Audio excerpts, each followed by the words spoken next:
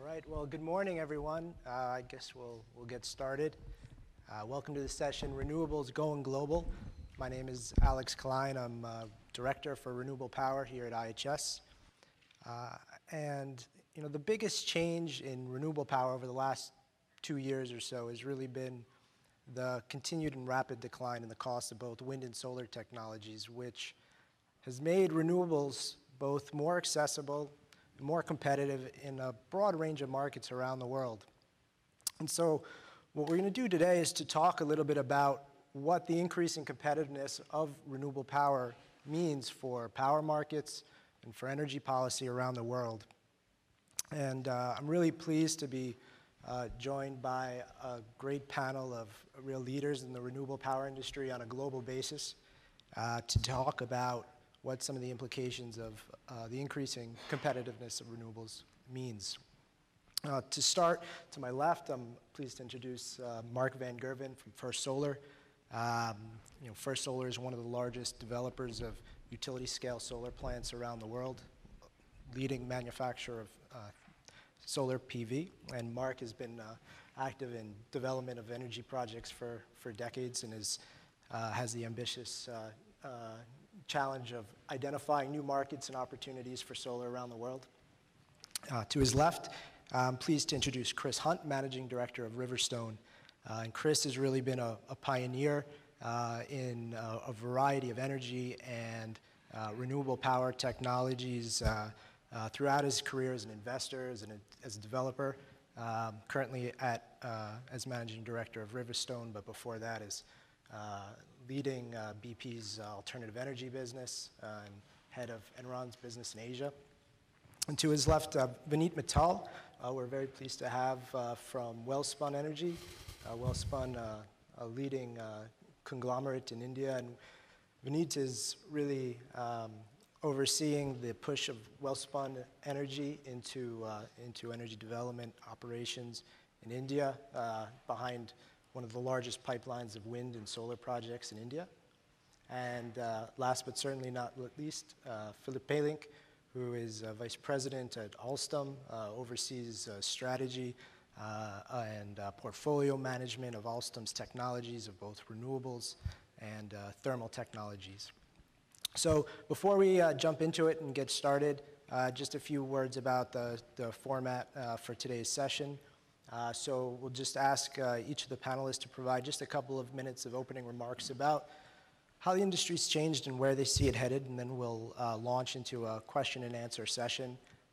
For those of you that would like to ask some questions, there's some cards on your seats, so please feel free to write down your questions, and my colleagues will bring them up and we'll incorporate them into the panel discussion as we go. So with no further ado, why don't we get started, and perhaps Marc, you can provide some perspective on where renewables is headed. Okay, yeah, so I think you touched on it, and we've heard that in previous sessions. It's now should be common knowledge that over the last 10 years there has been tremendous cost reduction in renewables, in solar in particular. Still, people are stuck with an idea in their head that solar is only one thing, but and it was discussed in the previous keynote session, the reduced cost has opened up the ability to go after many different applications, and so solar is not just a one-trick subsidized technology anymore. It is actually part of the energy mix that is very competitive right now in a variety of applications. And I think that's the key takeaway. One of the advantages of many renewable technologies actually is also that it delivers competitive cost positions at a small scale already. So you do not have to build a 500 megawatt plant to be competitive. You can actually grow with demand, which is important in countries where there is maybe not that much demand to get started with. So you can start with a 10 megawatt plant, 20, and then build it out. So there are a lot of benefits that solar now is bringing to the table, and other renewables as well, to craft new market designs and new solutions for our customers, really. And so that is what we are engaging in more and more as customer dialogues. How can we solve your problems? How does solar and how do renewables participate in solving these problems? So I think that's a good topic for us to be discussing. Well, first off, I approach the industry from the perspective of a private equity investor. Riverstone is one of the larger energy private equity firms in the energy space. And so as such, we invest everywhere from wind plants and solar plants to coal-fired power plants to E&P. So we look across the broad spectrum. To sort of characterize where renewables stand is a little difficult in the sense that it's so many different industries. You know, I'd characterize wind is now sort of late adolescence. Solar perhaps has made it now into early adolescence, and there's a whole slew of things like waste energy and more technology-based things that are, I'd still argue, to reach puberty. And so it's a little difficult to broadly characterize it. I think over the last 5 years, it's been a fascinating story, because I think if we came in this room probably 5 years ago, it would have been 10 times the number of people, and there was a lot of irrational exuberance. And I think we've now settled into what is a more healthy, pragmatic, balanced growth of renewables. And I'm actually pleased to see the irrational exuberance go away, because now we can get down to actually building things in a rational, insane way. So I'm actually quite bullish on the industry. I'm quite bullish on solar. We've invested very heavily in solar. Quite bullish on wind, as we're investing in own Pattern Energy Group and a couple similar companies in Europe that are doing quite well. So we're actually bullish, continuing to invest, like the safety and the stable cash flows of the more mature technologies. We're actually taking a bit of a step back. We're not really technology investors, so we're staying out of more early stage technology-driven things. Great. From our perspective, I come from India, where almost 50% of our people don't have access to electricity. So in most of the emerging countries, except China, there's electricity shortage. So if you look at from India's perspective, it's primarily an incremental capacity addition. It's not replacing one form of energy, so like in Europe or US. And with the rapid drop in the pricing in last 5 years, what we are seeing is now solar and wind is becoming the mainstream power provider to the people. It's increasing the energy security for the country, and in many of the provinces in India, it's more competitive than the retail price of the electricity already because of variation in the coal prices, very expensive gas. So now in years to come, we see that it will start acting like a peaking station, and the demand will keep on growing. So our view is in last 25 years, India has added around 22,000 megawatt of solar and wind. And in next 10 years, we see it almost growing by 7 to 8 times. So that means India would be adding closer to 150,000 megawatt of solar and wind capacity in next 8 years. So it's a great opportunity, and it's like our board members say, it's about investing into your future and not compromising on the returns as well. Thanks. Yep. Yes. Good morning, everyone. Alstom is an equipment supplier. We are a $25 billion company present in the transport sector, in the grid transmission sector, in thermal power and renewable. To illustrate how global this business is, both geographically but also in terms of the breadth of technologies that are being deployed, I just will go through a few announcements that we've made in the last 6 months to show you around the different technologies what we have. First, last in July 2013 in China, we commissioned 4 800 megawatt units coupled with 890 MVA generators. So those are the largest hydro turbines that you can find in the world. In Israel, we announced early this year also an order for 2 contracts to install pump storage units. Those will be 150 megawatt turbines. And it's supplied with a build, operate, and maintain contract for 18 years. So also new business models. In wind, we announced in Belgium in November last year the first very large turbine offshore, 6 megawatt. Those have wingspans of 150 meters. So we are now testing it. It's looking good. On the back of that, in February, we announced a contract with Deepwater for a first pre-series of 5 such turbines to be installed in New England, offshore Rhode Island. In onshore wind, we announced 2 contracts in end of last year, 400 million.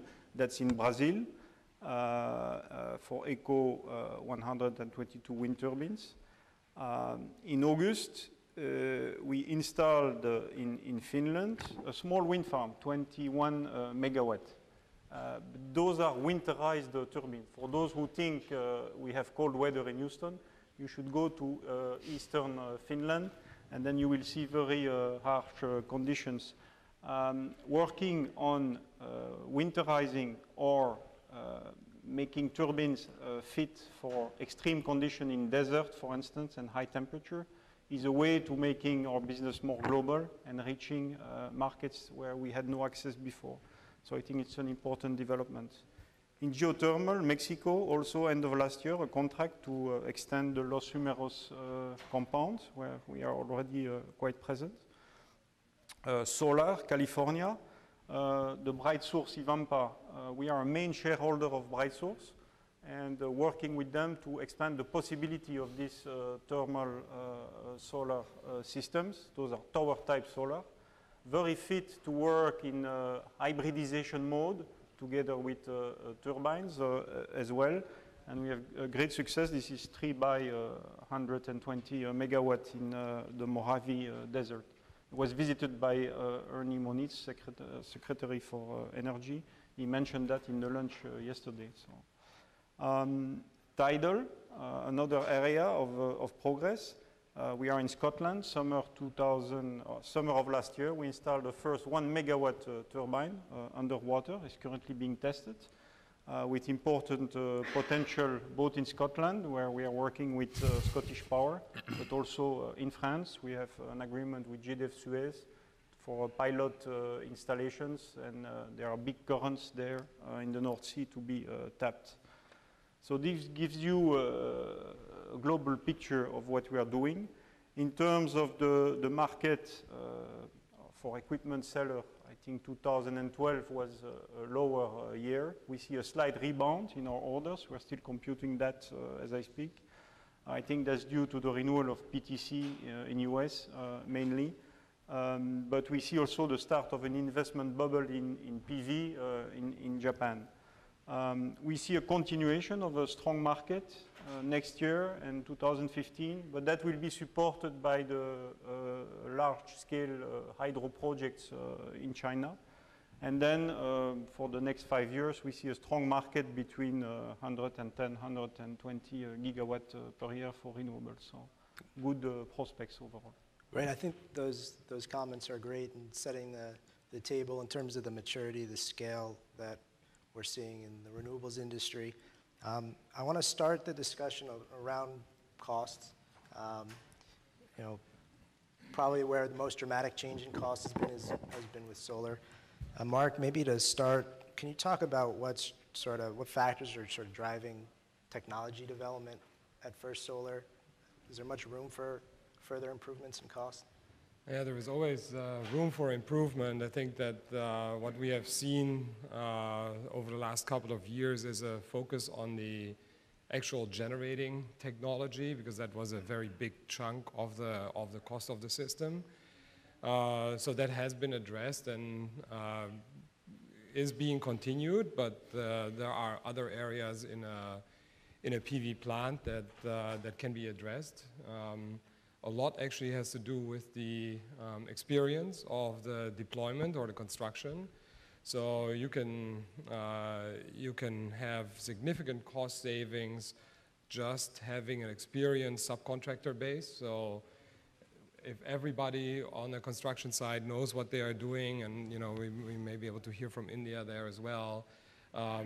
So when you're building your first 10 megawatts, your first 100 and your first gigawatt, you'll see just from an experience basis, you'll see significant cost savings at the plant level. So right now I would say that there is a big shift towards plant level integration, plant level cost savings.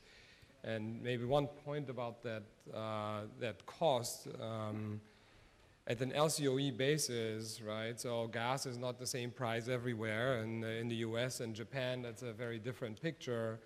And so that drives actually the competitiveness of solar and the focus on where you need to spend your time on reducing the cost. So installing on a Japanese commercial roof is a very different business than installing a power plant in the desert. And so I think that that's where future cost savings are going to come from integration and experience as we go into new markets. Yeah? So, yeah. I was going to pick up your comment. It's been interesting. Over the last 5 years, I've built 52 utility-scale solar plants. And I look at what we were building in 2007, 2008, and I'm almost embarrassed about how much we've moved on in just 5 years. I mean, a lot of people have this perception that the only reason solar's come down is because there were too many Chinese manufacturers, and that caused a collapse in pricing, and nothing could be further from the truth. I mean, that is certainly one element, but it's not the only element. We've gotten to the point now where we're building plants massively more efficiently and smarter than we were. We reached commercial operations on a 260 megawatt plant in the Imperial Valley in California just yesterday by coincidence. And in that particular plant, we were able to install 15,000 panels a day, which was unheard of 3 years ago.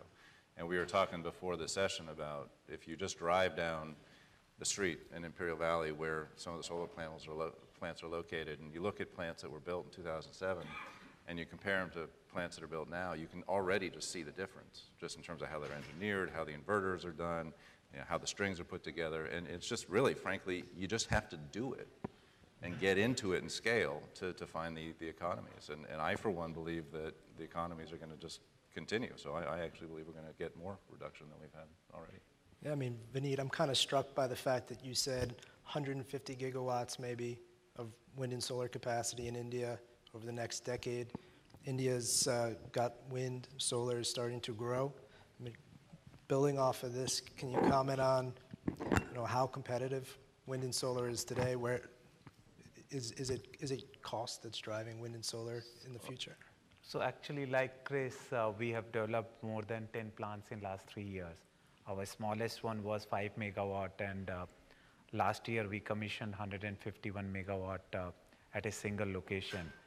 And cost has almost reduced by, so if it was costing X, it's now costing 0.45X in just less than 3 years.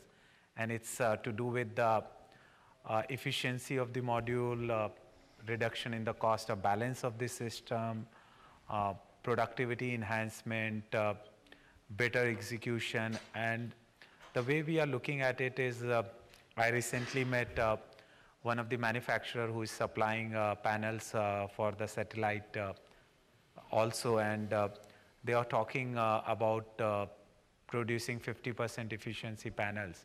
And the day it starts getting manufactured at the mass scale, you are looking at solar being done at a cheaper capex than probably any other form of energy would be. It will be cheaper than probably gas, coal, and wind. I don't see significant improvement on the wind side because it's heavily dependent on the metal and copper, aluminum, steel, and stuff like that. So unless some breakthrough innovation happens on the wind side, the cost may not come down drastically. But on the solar, we are seeing significant improvement in technology. And our view is in most of the emerging countries, it will become the main source, and probably the game changer would be the storage. See, today it's not the stable, and there are inconsistencies in the wind. And in some places, people have figured out to combine solar and wind's hybrid model to provide the stable 14 to 16 hour power to the grid. With the storage, probably you can elongate that, and maybe the clean energy becomes the peaking stations for the places which are not blessed with the natural gas, or who have to import natural gas at $12 to $14.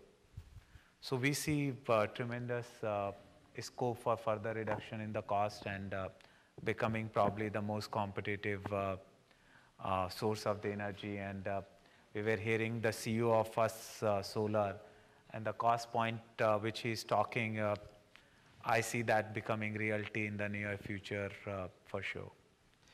So you mentioned the integration challenge with renewable projects, as they do both in some cases get quite large. There are issues about integrating them into the grid. Philippe, I mean, from a technology portfolio standpoint at Alstom, how do you see the build out of renewables impacting your portfolio? How big of a challenge is integration? Is it an addressable issue? Yeah, I think certainly integration is absolutely essential once you want to cope with higher and higher volumes of renewables. I would like to start by saying that in Europe we've seen a very strong and brutal penetration of renewables, and I think I'm surprised by the capacity of the current system as it is to accommodate that. So there is a lot of inherent flexibility in the system that I think we didn't thought of. We see a lot of flexibility from the coal plants that are running hard. We service them, and we find new tricks every day to make them more flexible. But this being said, a lot needs to be done. I think there are three elements to improve integration. First is improving transmission, and we talk here about long distance transmission. When the wind blows in Denmark, you want to be able to transport the electrons to Spain, for instance. So we are talking about the supergrid in Europe, which could be based on HVDC technology, which we also can supply from Alstom. The second element is that at each time you must be able to supply enough dependable capacity to meet the peak time. So for this you need flexible thermal assets. Gas is very flexible. You need special technology that can operate at very low load. And those are things we work on and we have an offer for. The last element is about the grid flexibility itself. We need to evolve toward a fully digital controlled grid that will allow to cope with short-term intermittency, will also allow peer-to-peer exchanges, will allow also decentralized power from solar to exist and contribute to grid stability. So those are the three elements I see. And within Alstom, we have strong research and technology to contribute along those elements. I was just going to say on the integration question, it's a question asked a lot, and how do you manage intermittent load and everything like that? It's always been a frustrating question for me because you can't solve everything immediately. And energy markets evolve over decades, not over years. And if I look at the performance of the renewable energy industry over the past decade, from 2004 to now, we've made unbelievable gains in terms of what we've done in solar and what we've done in wind and other areas. And I think the industry deserves a bit of a pat on the back from being able to get to where we were, to cost reductions that we have. That said, I think the next logical step is to deal with the integration issue.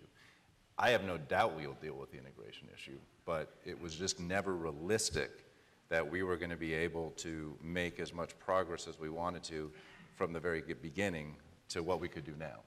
We're now at a point where we have a critical phase or critical mass in certain economies, and we're now at a point where we can actually do things that we couldn't do 4 years ago. So I think the next phase, I think if we're sitting here in 4 years and we haven't made dramatic progress on the integration question, we're doing something wrong. There's a lot of different options here, a lot of different options on how to do it, and I'm actually quite excited about that space. Yeah, there is somewhat, in my view, there is somewhat of a misconception here, right? So sure, if you are building residential homes without any further controls, you know, and the grid absorbs it, that's one way to do solar. Our power plants that are operating on the California grid right now, and we operate on behalf of our customers maybe 2 gigawatts worth of PV on the California grid. We provide forecasting on a 24-hour basis. We actually have ramp rate controls and a whole bunch of grid-friendly features that we are actually required to have by the grid operator. So there is this misconception that it's just a negative load that is somehow hitting the grid, but we are far, far beyond that right now. Yeah. So clearly there are advancements to be made. There's technological solutions. There are things that can make renewables be integrated into the grid in a more efficient way. I suppose there is an element which is that it's the development that has to happen will cost money. Before we get into some other questions about accessibility of electricity, I think touch briefly just on the case in Europe, because it's accounted for 50% of all the investment in renewable capacity globally. It's to some extent at the forefront of dealing with the renewables integration.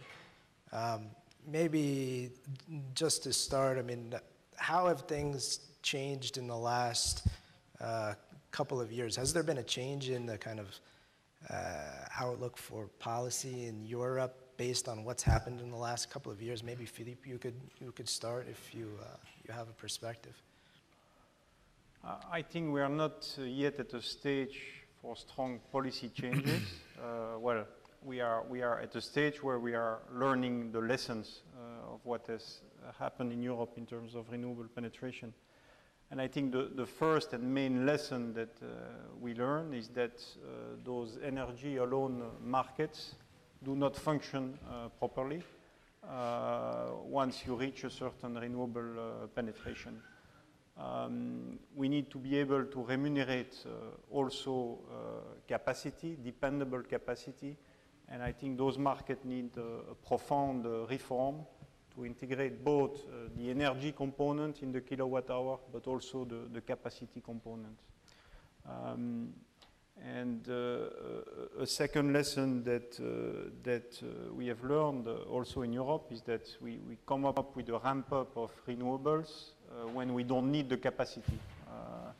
Since the 2008 crisis, electricity consumption has decreased in Europe, and at the same time you come with over 100 gigawatts of new capacity, and that is also not the right way to do it. Renewables should accompany the natural development of a grid, but if they are too strongly imposed as overcapacity, it generates all kinds of problems.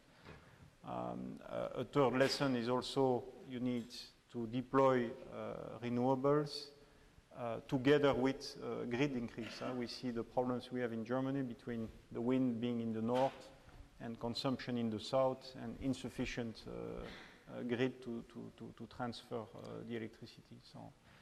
Yeah, I live in Europe actually, despite my accent, and I guess I'd make a couple comments on Europe. First, Europe is really fundamentally a lot of different economies, and you have to look at different parts of Europe differently. So certain parts of Europe have actually been quite masterful and quite disciplined about integrating renewables and have very healthy functioning renewable markets that work well and that have actually led to great well-priced electricity built into the system. Other parts of Europe, Spain is probably the most infamous example, have not actually handled it so well and have made went into the markets a bit too heavy, perhaps a bit too early when things were more expensive, and then had to take fairly draconian measures, which were pretty painful for a lot of investors. So you have to differentiate between the different markets. I think one of the difficult things about Europe is that a lot of people want to point to Europe as a failure in renewable energy policy, and I think that's very unfair, and for reasons expressed, you know, the electricity industry in Europe is going through restructuring pains for reasons totally unrelated to renewables. The phasing out of nuclear, the reduction in demand, the reduced industrialization load, all have very, very significant impacts on the electricity sector. Unfortunately, people have blamed some of those woes on renewables unfairly, and I think it's unfortunately given the industry a bit of a bad name, and I think we have to do a better job of explaining that it wasn't really renewables' fault. In fact, I think the customers in Europe were asking for renewables, and policymakers actually responded to that, and then we can argue about the instruments that were being used, but there was actually that desire. And in replacement markets such as Europe, right? So you do see a trend to then distributed generation type models, and they have just been very much accelerated in the case of Germany. But it's in the end based on a customer demand. Yeah? So I mean, on the other end of the demand spectrum of Europe is India. Faster growing power demand, lots of need for energy infrastructure. Do you get the sense that some of the lessons learned from Europe are translating into India's policy growth and support for renewables? Yeah, I think India did learn from Europe in a very big way, and both German and Spanish government were helping India to formulate its policy. So what they did is, instead of jumping straight into a big way into renewable, they took very baby steps. So in first year, they came out with a plan for reverse auction for 100 megawatt, and then another 200, then 500.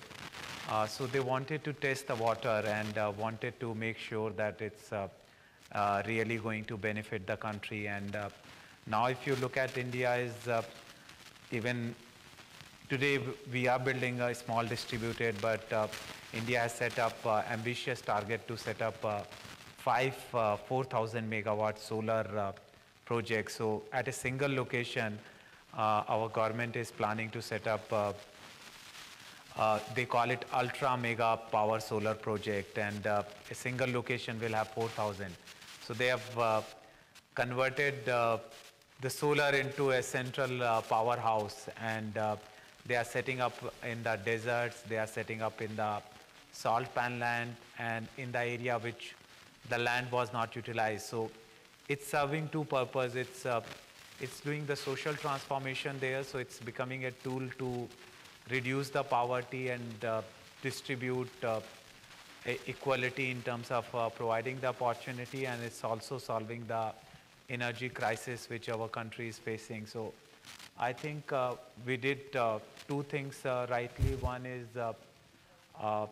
coming and building the large plant after having experience with the smaller capacity. And secondly, what we are doing is the reverse auction, that we let, instead of feed-in tariff regime, we continuously push the bar. And so there was a feed-in tariff which was decided, and the discount to feed-in tariff was the competitive process which was discovered. And through that process, India in 2010 got the lowest tariff in the world.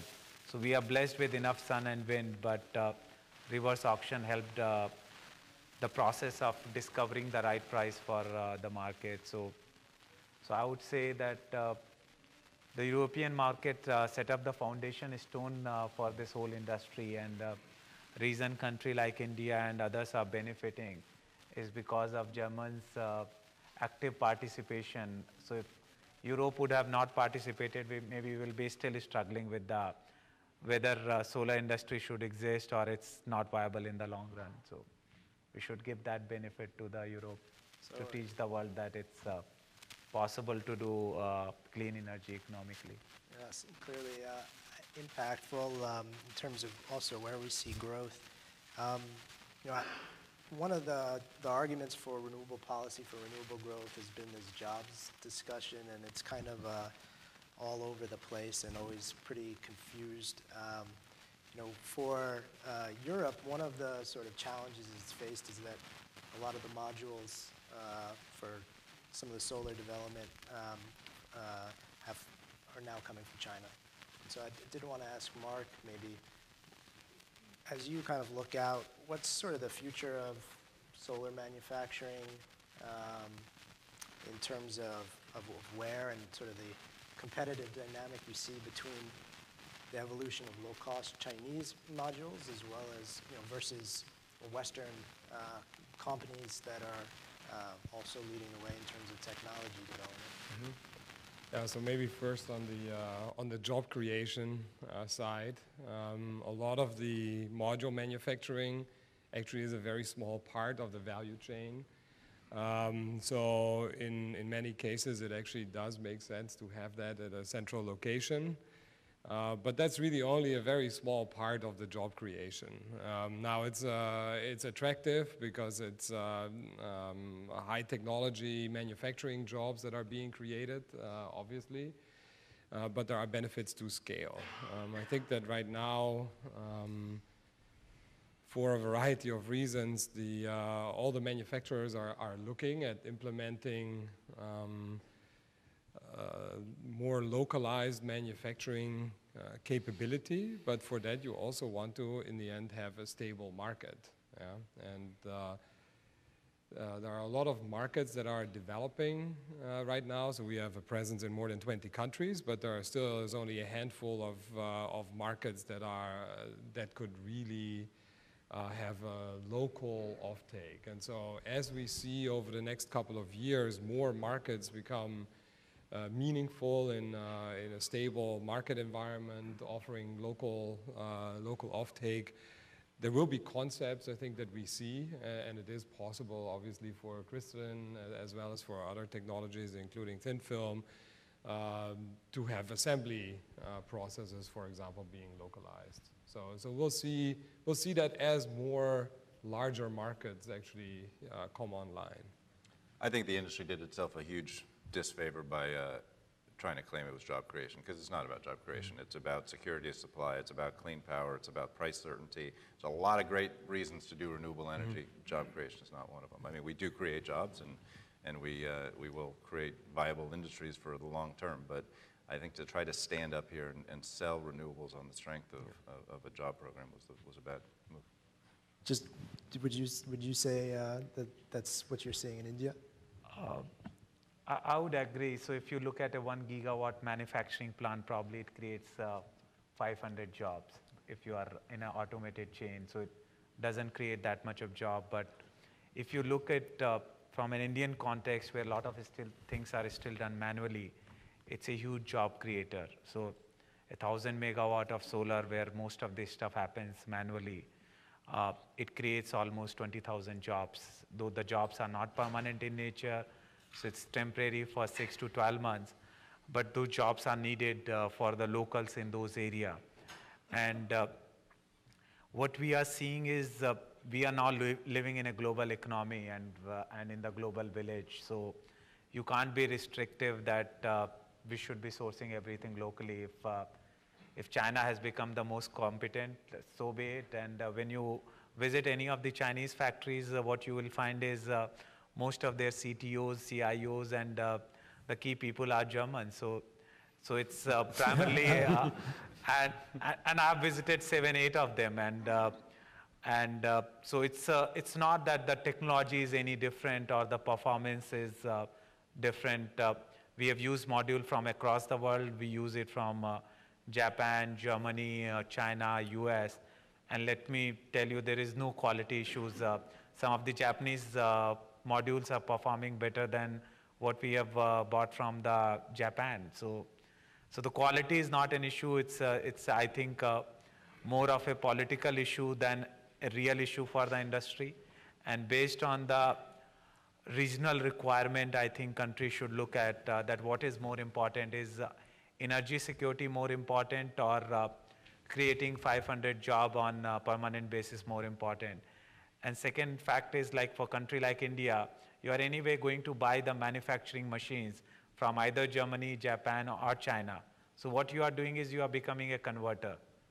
So either you set up the whole ecosystem where the entire ecosystem is available in your country, otherwise it doesn't help. And probably few countries have done a better job in creating the entire ecosystem for manufacturing, and let them succeed and help rest of the world to generate electricity at a cheaper and more viable rate using cleaner means.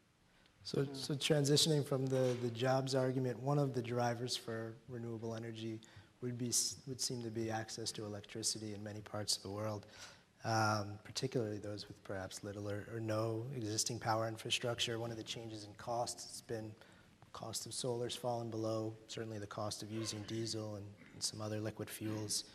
You know, on this topic, Mark, I mean, how is First Solar approaching that challenge in terms of, and what are the solutions? Yes, we see two market segments really. So there are remote power operations today that are being powered largely by diesel or other expensive fuel. So they're obviously solar just on the cost of the fuel replacement is a competitive alternative. So there is a lot of education that needs to be done. But it is very feasible to start saving on those islanded diesel-powered grids fuel costs today. And one of the benefits of solar here is that this can be deployed in a matter of, weeks and months. Yeah, at the 50 megawatt diesel-powered grid scale, you can start saving money very, very quickly on that plan and get some surety around the fuel costs, right? The other aspect is energy access. So we believe that has, and it was talked about yesterday quite a bit on microgrids, village grid scale. So we believe that can be quite transformational. So really going distributed. We are actually currently operating 3 such grids in East Africa. So we are not only talking about it, we are doing it. It is a huge change, of course, in the communities that are receiving the electricity, and we see a change in from one day to the other. It switches over to using electricity. We make productive electricity available, so this is not just for lighting, but actually enabling economic development. And it happens really fast, right? So we can, we build from greenfield to energize. We can build these village grids in a matter of 4 weeks, yeah? And so, okay, so these are very small installations, but you're still reaching easily within a matter of weeks, 1,000 connections is no problem at all. So. We're actively participating. It's a learning experience, obviously, right? So there are many things to be learned, but it is all happening. Those markets are definitely subsidy-free and can be scaled and offer a lot of scale. And I think there are examples in India as well. For India, it's actually a boon. So if you look at people, even after 60 years of independence, don't have access to electricity, and there are many places which are less accessible.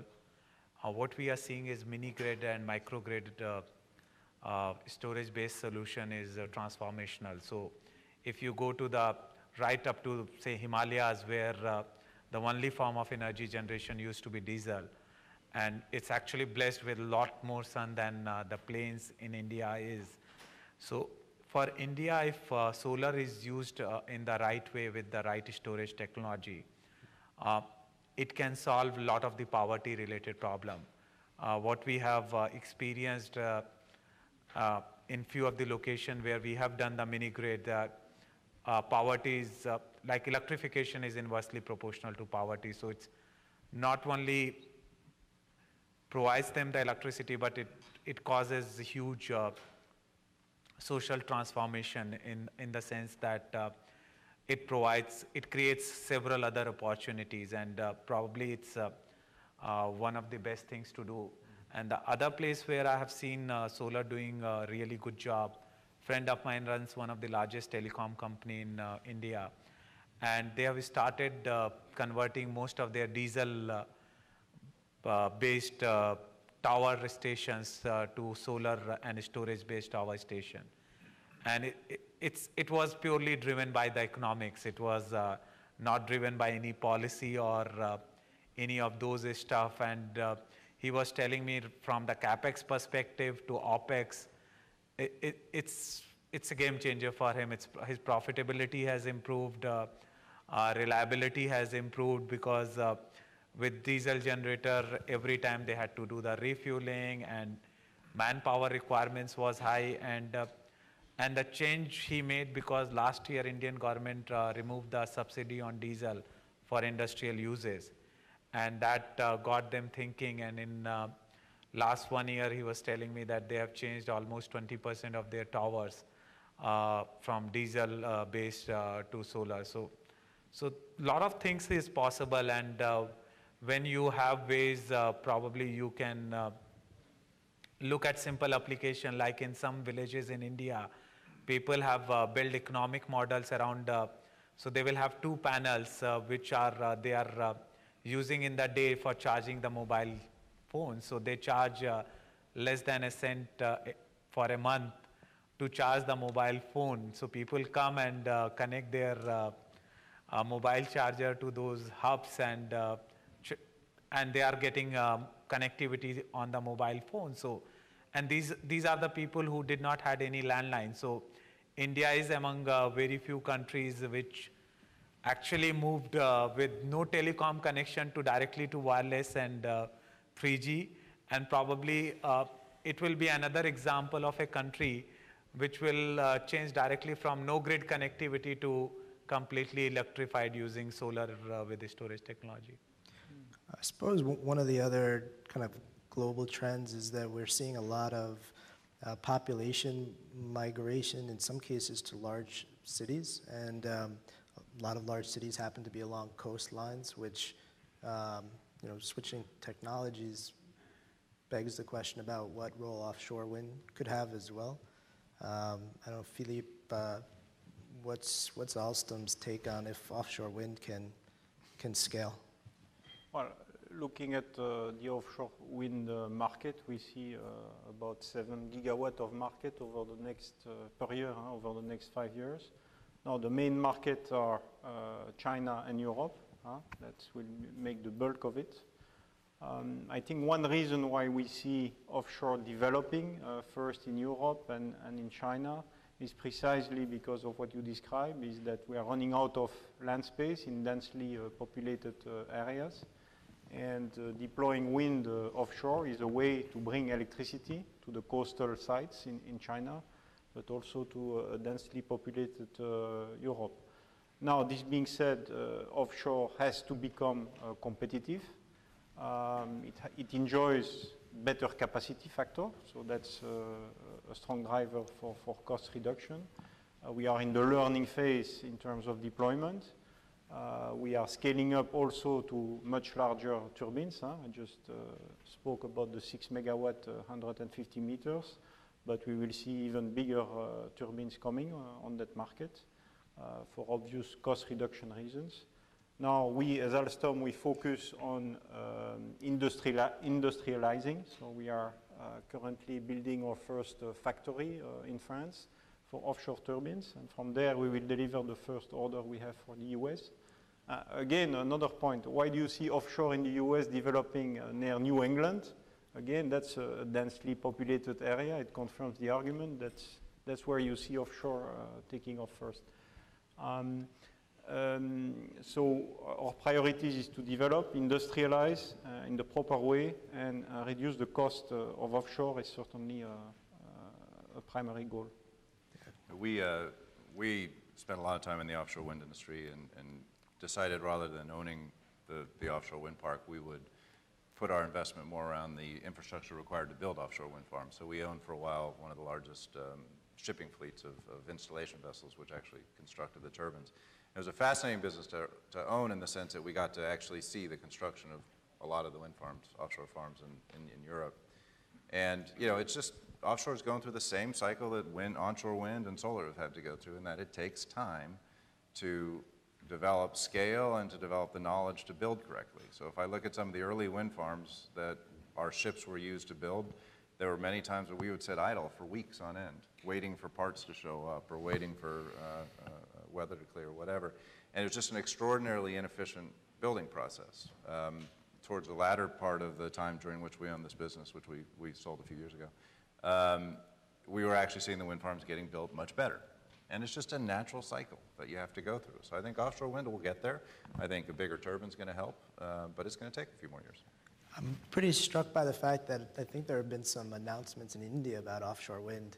Why do you think India would look at offshore wind?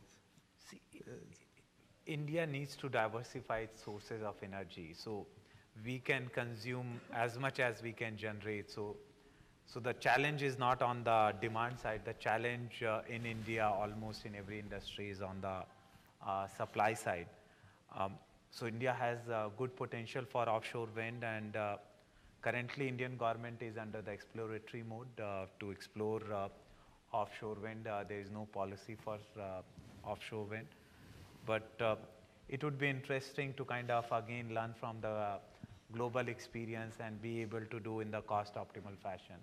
Because if it's based on the huge capital subsidy by the government, I don't think it will last longer in India. So India will have to do it right as well. So a lot of questions here are about markets. This is a global renewables panel. We talked about some of them, certainly a lot about India. Chris, you used to head up Enron's business, I believe, in Asia, power business. When we look at our growth for renewables globally, more than 50% comes from Asia. Do you think there's a big role or a role at all for Western capital, Western development capability, or is it an Asian market for Asian companies? It's an interesting question. First off, there is enormous growth in Asia. It's real, it's viable, it's justified. So I think you'll see massive installations in China and in India as well, and other parts of Asia. I think the question is Western capital necessarily the best capital to do that? And I have a personal bias, and the answer is probably no. We have a policy that we only invest where we think we can add something to the equation, or where we believe that we bring something that the market wouldn't otherwise bring on its own. And there will be certain pockets where we think we can help. So for example, the Japan market is starting to expand, and I think there's some sort of a limited window now where some Westerners can come in and apply some of the principles we've learned in that market. But I think if you look long term, there's plenty of money, there's plenty of very smart, very capable companies, and logically, capital is best deployed locally. So I think it would be highly likely that the majority of the plants in Asia, which will get built, will probably be on locally.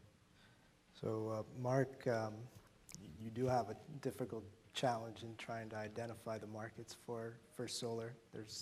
As it becomes much more global, do you have any reflections on where you see the hot spots? There's actually a question here, what you think solar's role, as a percentage of generation mix in 20 years' time is going to be globally. I won't ask you to predict that, but where are some of the areas that you think are important for solar?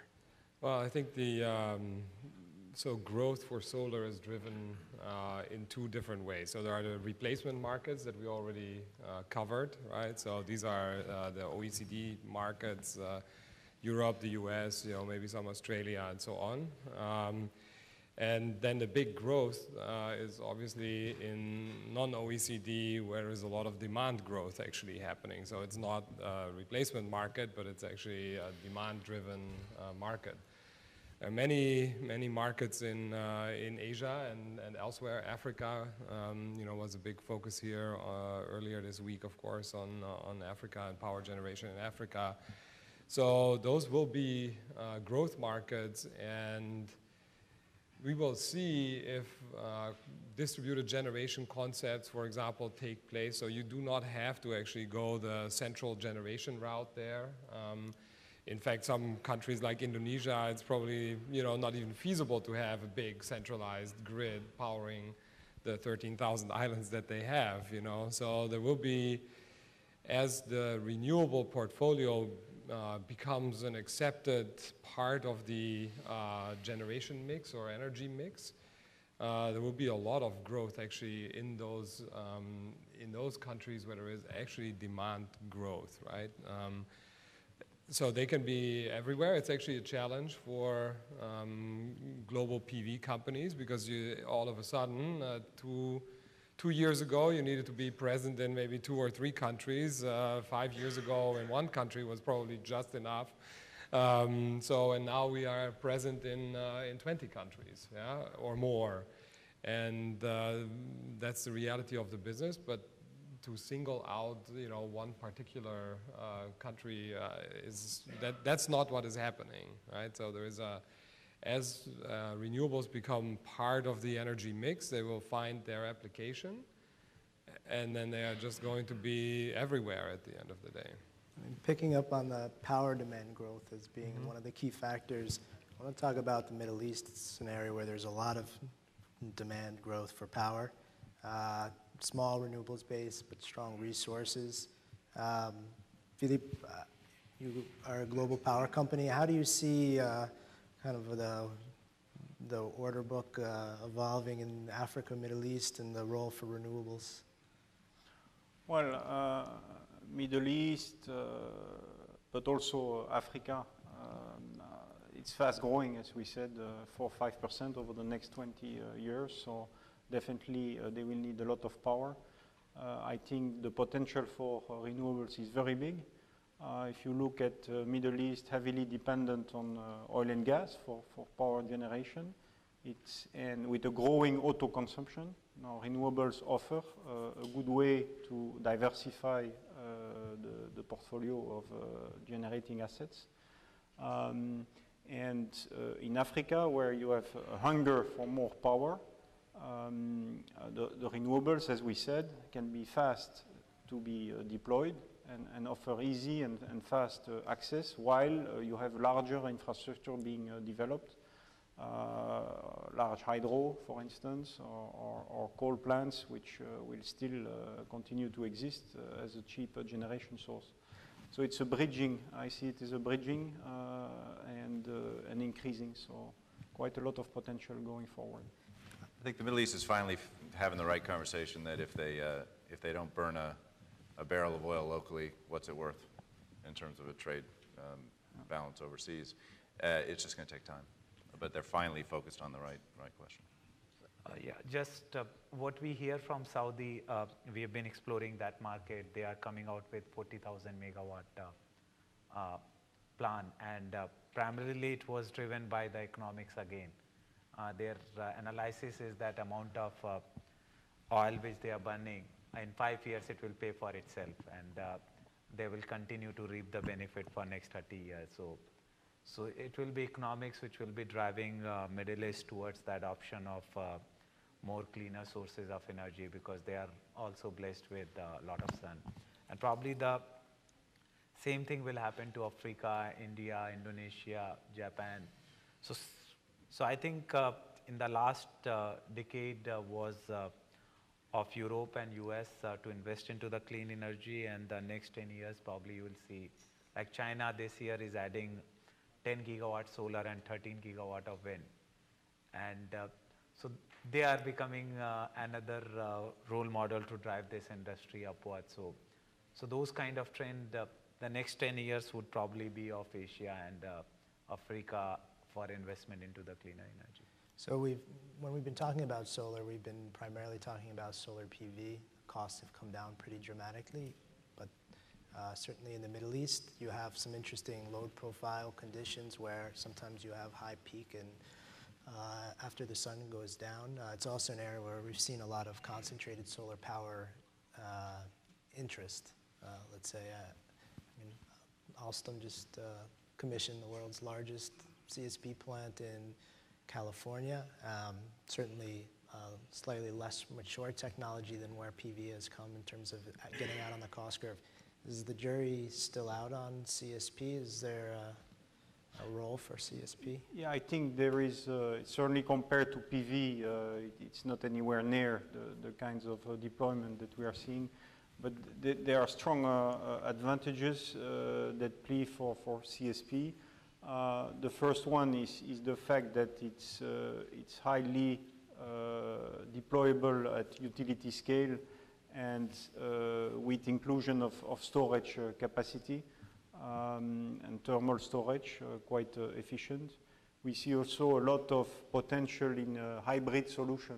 You can combine, for instance, a gas turbine with a solar installation, and the system where we have invested is a tower type that delivers very high temperature steam that you can blend into an existing steam cycle.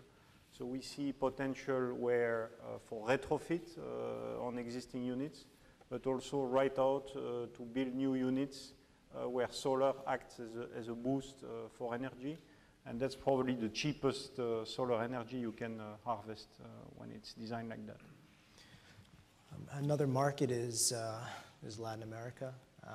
It's kind of remarkable in that when you look around the world, you have very, very different very different power markets based on very different fuel mixes, but in a lot of cases, renewables seem to be growing. Latin America is a market that for much of it is very much hydro dependent, but we're seeing a lot of renewables growth. I think, Chris, you've been active in that region, I believe. Any thoughts on if it makes sense to do renewables? Well, yeah, the market we're building in Chile right now, and also developing both wind and solar in Chile.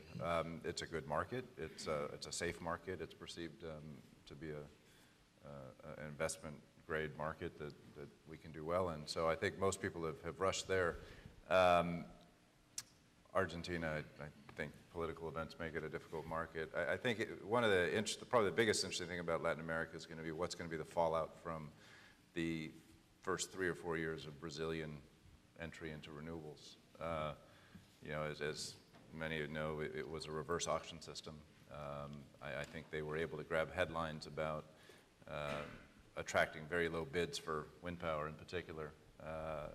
But I think the question in the end is going to be, did anybody make any money building those projects? And if they did, that's great. If they didn't, I think it's going to dampen investment in further renewables in the sector. Any, kind of on the technology side, wind and solar have grown the most mature technologies. Anything on the horizon that could compete with those two technologies, or do those two continue to gather momentum? I'll open it up to anyone on the panel who wants to address it. I'll look at Philip and Chris probably. You first. We find a good use of biomass in India, Yeah. because it's primarily an agriculture-based economy. So what you will see is every region will come out with some of their own unique model to address their energy challenge. So it will not be one technology suitable for all regions. Like India probably has more solar than wind, and probably more biomass than the hydro potential. So there has to be a right mix at the right cost for the geography you are in, and I'm sure there will be other technologies which will grow up. Like in Indonesia, they are more keen on geothermal, and same is true for Kenya. That for them geothermal works out more competitively priced than solar is, and so they are more encouraging policy around the geothermal there, and now India is also picking up on geothermal. So what you see is if geothermal will be very cost competitive, and we have seen it being very successful in some part of the world, so that also has a tremendous potential. Marc, maybe I'm curious because certainly diesel solar hybrid solutions are an interesting. Do you look at pairing solar with other renewable technologies?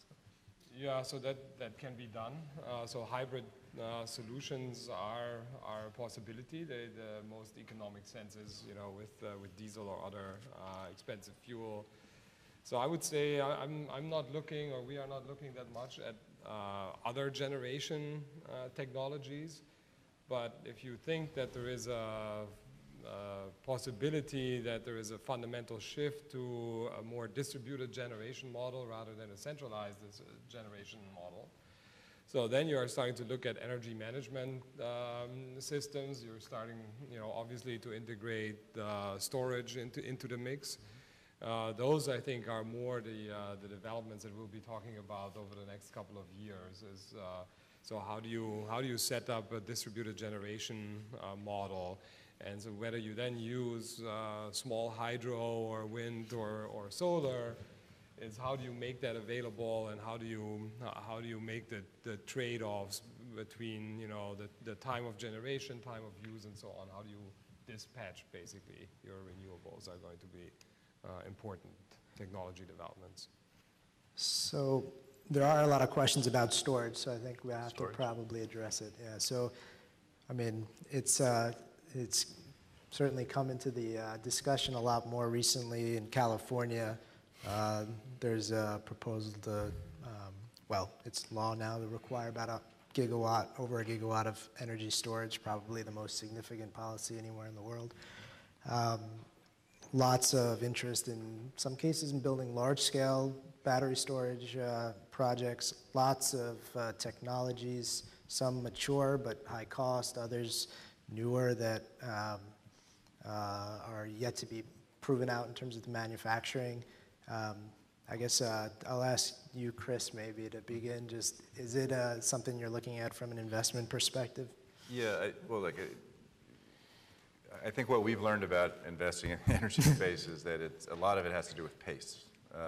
And there might be a great investable idea, but the question is it the right time? So about 3-4 years ago, we were faced with decisions about did we want to go into the battery storage business. And we looked at it, and you could make a compelling argument why it worked, but 3 years ago wasn't the time, and I think in retrospect that was probably the right call.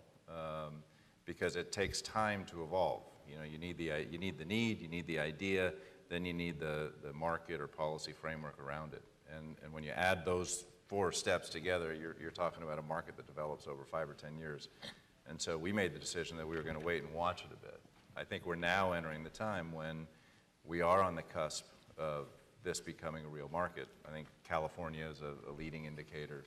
An Elon Musk gigafactory to drive down cost of lithium-ion batteries is another leading indicator. I think Germany actually introducing fairly strong regulations or policy support for storage is another leading indicator. So I think the signs are all aligning to say that it's probably going to start to be an investable proposition effectively now over the next 5 years.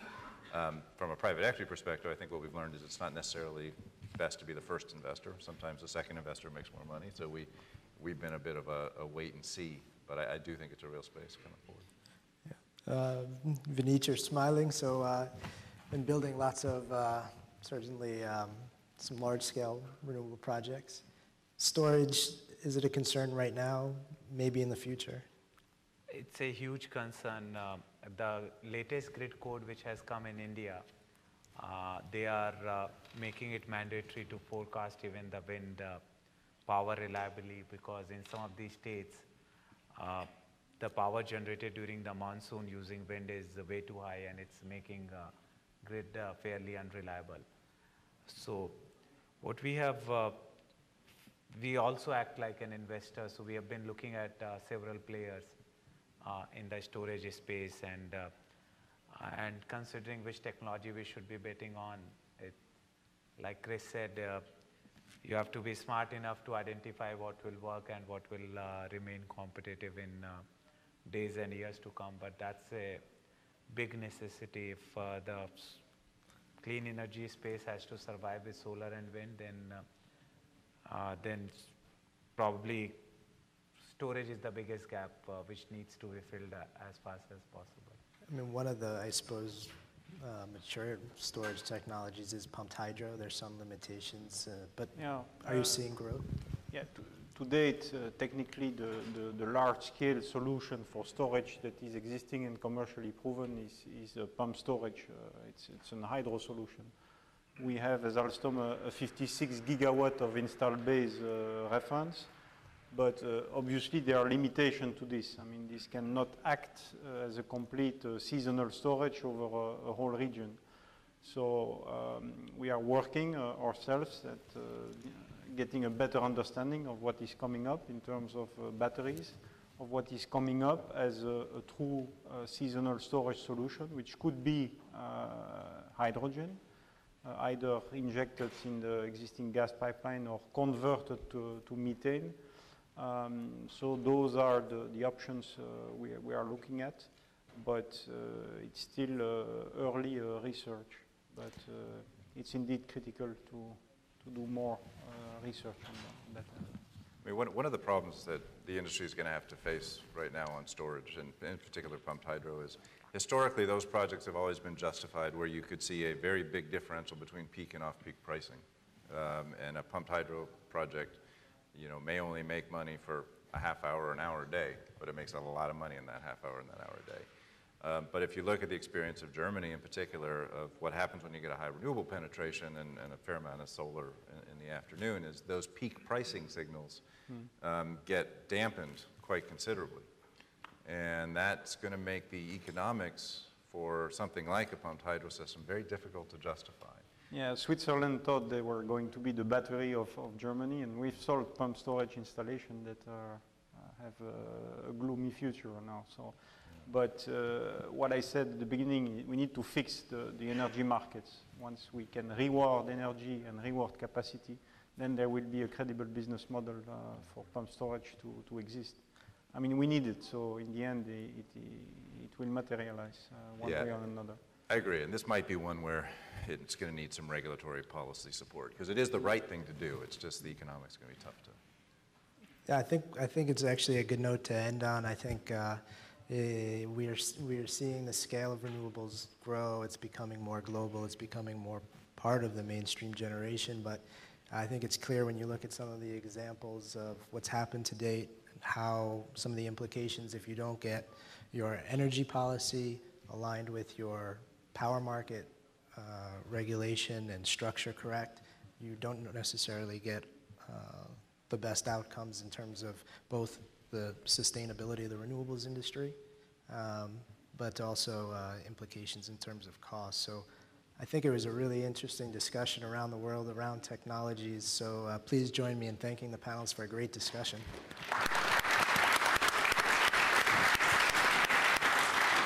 And I think following this is lunch, and the keynote will be Gina McCarthy, head of the EPA, so it should be a good discussion.